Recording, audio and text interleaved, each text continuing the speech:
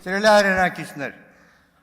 այսօր քննարկում է հեռուստատեսության ռադիոյի հանձնաժողովի անդամ Հակոբ Հակոբյանի հարցը։ Գործընկերներս երեք հատ դիտողություն էին ինձ անում, ասում են Գեղամ հրահ չի, հրահեյա։ Բայց ուղղակի ես սովորել եմ հրահի, որովհետև հեռուստատեսության ռադիոյի ազգային հանձնաժողովի ձևավորման առաջին իսկ օրից աչքից առաջ է։ Պետք է անկեղծ ասեմ, տարիներ առաջ անգամ առաջարկ եմ ստացել դառնալ հրահ անդամ, ընտրվել հրահ անդամ։ Մերժել եմ երկու պատճառով, որտեղ իմ բնավորությամբ ես չեմ կարող սահմանափակվել այդ օրենսդրության մեջ ու ազգային ժողովում ասել, բա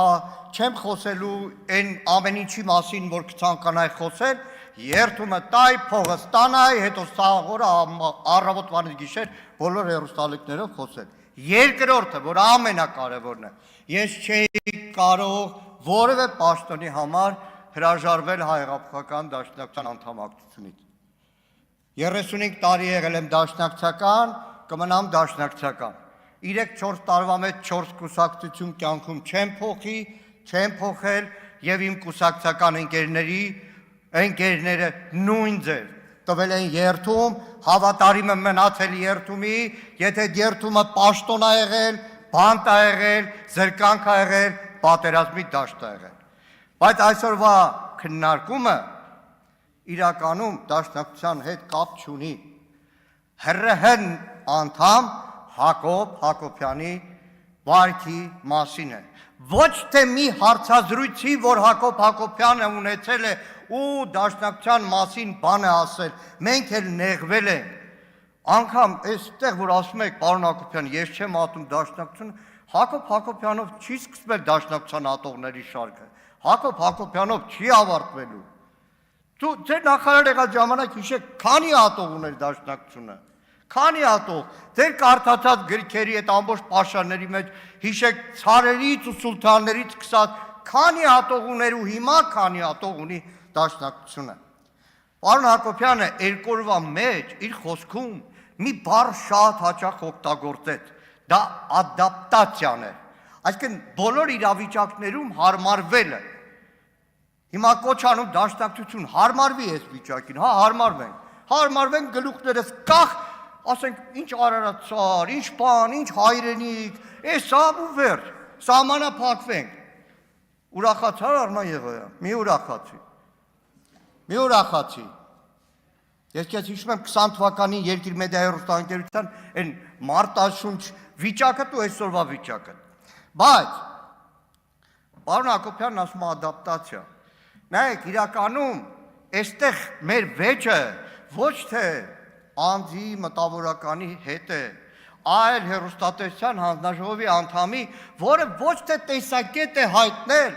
այլ դարձել է քաղաքական իշխանության քարոզչական գործիք։ Նայեք, լոկ դաշնակցության դեմ չի, որ Հակոբ Հակոբյանը հեռուստաեթերում խոսել են բոլոր թեզերի մասին, որը ամեն առավոտ հելնում է Նիկոլ Փաշինյանն, ասում է, մեկ էլ այդ օրերին դե իշխանական քարոզչամեքենան ունի մի հատ ցուցակ, հմեկում կարելի է հանրակացարան սարքել, որ Պետրոս Ղազարյանի մոտ գնացողները մի անգամից մնան այնտեղ, երկու օր մեկ չգնան գա։ Նայեք, հիմա հարց պարոն Հակոբյանին, այն գարունում, կարող է այդ գարունում օրինակ վեճի նյութ դարձնեիք, որ հայոց ցեղասպանության թեման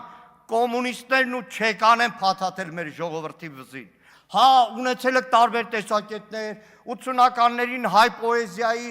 նախորդ դրա 20-30 տարվա հայ պոեզիայի նկատմամբ ձեր վերաբերմունքը, որ թերթերում բանավեճի նյութ է դարձել, դրա մասին չեմ խոսում, այն բոլոր հիմնարար հարցերի մասին, որ ձեր այդ նույն կաբինետներում նստած Մարգո Ղուկասյաններ, Վազգեն Սարգսյաններ, ձեր գլխավոր խմբագիրներ, այդ թեմաներով, թե ադապտացիան այդպես է։ Սիրելի հայրենակիցներ, այստեղ ազատ խոսքի, հայ մտավորականի խոսքի ճնշում ու սահմանափակում չի, ում գոնե դաշնակցությանը ազատ խոսքի, ազատ մտքի հետ կապած անիմն մեղադրանք մի արեք, որովհետև դաշնակցական մամուլը իր ամբողջ պատմության մեջ եղել է այդ հարթակը, այնքան ազատ խոսք է եղել, այնքան կուսակցության քաղաքականությանը չհամապատասխանող խոսք կա եղել, որ տոննաներով այսօրվա քաղաքական իշխանությանը նյութ են տվել, առավոտվանից գիշեր դաշնակցության դեմ խոսալու համար վերցնում են դաշնակցական թերթից մի հատ հոդված են, մեջբերումով վերջ, այս է դաշնակցությունը։ Գիտեք, այս ամբողջ քննարկումը դաշնակցության դեմ հիշեցնում է ակամայից մի քիչ ավելի տարիքովները քիշեն, ճիշտ է, հիմա 30 տարի էլ իշխանության դաշնակցության դեմ երբ պետք է լինում, ցուցադրում է մի քանի ֆիլմ, որոնցից մեկը Սարոյան եղբայրներն է։ Իհարկե, ես վստահ եմ, որ հեղինակները հոգու խորքում համակրելով դաշնակցությանը, բայց կոնյուկտուրայից ելնելով դաշնակցության դեմ պետքա ֆիլմ ցուցադրեին։ Բայց ինչքան էլ ժամանակ անցավ հակադաշնակցական ֆիլմի մեջ հերոսը մնաց այնուամենայնիվ դաշնակցական Գևորգը, հերոսը մնաց դաշնակցական Գևորգը, եւ ինչքան էլ դաշնակցության դեմ խոսվի, իդեպ Սարոյան եղբայրների հետ կապված։ Սարոյան եղբայրներն ավարտում է մի խոսքով, մենք դեռ կգանք։ 90 թվականին, երբ որ պաշտոնապես բացվեց դաշնակցության գործունեությունը Հայաստանում, Հայաստանի ղեկավար մարմնի ներկայացուցիչներից մեկը հանգուցյալ Վահան Հովհաննիսյանի հետ Ռուբեն Հովսեփյանն էր, ով գրական թերթում տված իր հարցազրույցում, ասում է այն տարիներին, որ նայում է Սարոյան եղբայրներ ֆիլմը, կյանքում չէի մտածի, որ այդ մենքի մեջ ես էլ եմ լինելու։ Հիմա պարոն Հակոբյան, ձեր գրչակի ծնկեր հանգուցյալ Ռուբեն Հովսեփյանը այս դաշնակցության վերադարձից հետո հակապետական գործունեություն էր անում, ձեր գրչակի ծնկեր հանգուցյալ Մանուկ Մնացականյանը հակադաշնակցական գործունեություն էր անում, Ֆելիքս Մելոյանը հակադաշնակցական գործունեություն էր անում, Ալվարդ Պետրոսյանը հակադաշնակցական գործունեություն էր անում, հայ գեղանկարի ասպետներից մեկը Սարգիս Մուրադյանը 60-ականների ազատագրական շարժման այն ժամանակվա ղեկավարներից մեկը Հայաստանում, դաշնակցական Սարգիս Մուրադյանը հակապետական գործեր անում, իդեպ կամ Ռազմիկ Դավոյանը, Մեհեր Դավոյանը, մյուսները։ Գիտեք, երբ որ հիշում եմ, երբ որ հիշեցի Ռուբեն Հովսեփյանին, հիմա եկեք այդ ադապտացիան հասկանանք, երբ որ 94 թվականին ավերում էին գրական ընտանիքի գրողների միության նոր հանդեսը, փակում էին նոր հանդեսը, ադապտացիայի պատճառով էր, որ կարելի էր հանդուրժել իշխանության մեջ եղած այդ ժամանակվա պոետներին ու գրողներին այդ վայրագությունը։ Իհարկե 97-ին նորքը, որ վերահրատարակվեց, առաջին խմբագրականը Ռուբեն Հովսեփյանը վերնագրել էր «Սպին գեղեցկացնում է տղամարդուն»։ Իրականում հարց է, ով է մտավորականը։ Այո, այսօր մտավորականի փնտրտուք կա։